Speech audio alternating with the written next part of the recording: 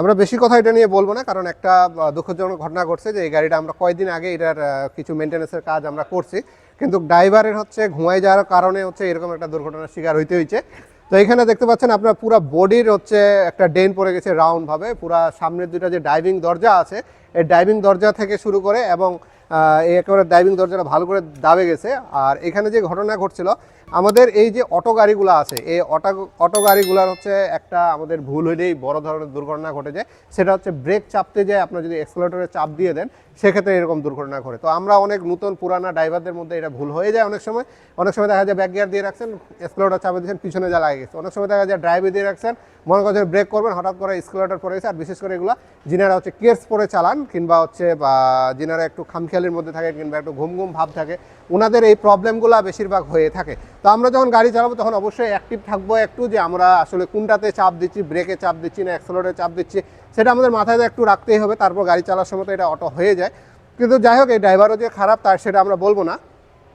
উনি চেষ্টা করছে ভালো ড্রাইভিং করার, কিন্তু ওনার একটু ঘুমাই গেছিলো, হয়তো বা টায়ার্ড ছিল, এই জন্য টায়ার্ড হওয়ার কারণে আপনারা এরকম একটা দুর্ঘটনার শিকার হয়ে গেছে।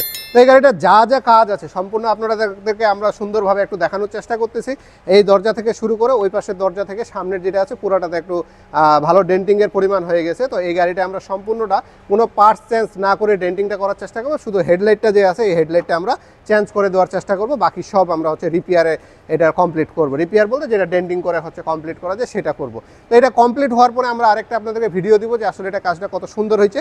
আর তার আগে বলে নিই, এইটা এখন আমরা এস্টিমেটটা ফাইনাল করি নাই, কারণ এস্টিমেট ফাইনাল হওয়ার পর আমাদের এখানে কাজ করবে কিনা সেটা একটা বিষয় আছে। যদি কাজ করে তাহলে আপনার পরবর্তী একটা সেম গাড়ির ভিডিও পেয়ে যাবেন, আর যদি কাজ না করে তাহলে এই পর্যন্তই। তবে আপনারা চেষ্টা করবেন যেটুকু আমরা বললাম একটু সতর্কভাবে রাস্তায় গাড়ি চালাবেন। আর একটা জিনিস মাথায় রাখবেন, পূর্বাচল এলাকায় যিনারা রাত্রেবেলা ঘোরাঘুরি করেন ওনারা অবশ্যই একটু সতর্কভাবে চালাবেন। মেন রোডগুলো ছাড়া যেগুলো পূর্বাচলের ভিতরে ছোটোখাটো রোড আছে সেই রোডগুলো ইউজ না করার চেষ্টা করবেন। কারণ আমার একজন খুব ঘনিষ্ঠ এক ছোটো ভাই গত পরশুদিন যাওয়ার সময় তাকে একটা ছিনতাইকারী কিংবা ডাকাত দল যেই বলি ওনাকে অ্যাটাক করছিল শুধু ওই সাইড রাস্তা দিয়ে যাওয়ার কারণে। তো আপনারা এই রোডগুলোকে অ্যাভয়েড করে চলার চেষ্টা করবেন। আর এরকম দুর্ঘটনার শিকার যেন না হন সেই জন্য সাবধানে গাড়ি চালাবেন, মন দিয়ে গাড়ি চালাবেন। টায়ার্ড হয়ে গেলে একটু রেস্ট নিয়ে তারপর গাড়ি চালাবেন। যারা গাড়ির মালিক আছেন ড্রাইভারদেরকে অবশ্যই প্রপার রেস্ট দিয়ে গাড়ি চালানোর চেষ্টা করবেন, নাহলে কিন্তু ক্ষতিটা আপনারই হবে, কারণ ড্রাইভার কিন্তু এটা জরিমানা দিতে পারবে না, এটাই স্বাভাবিক।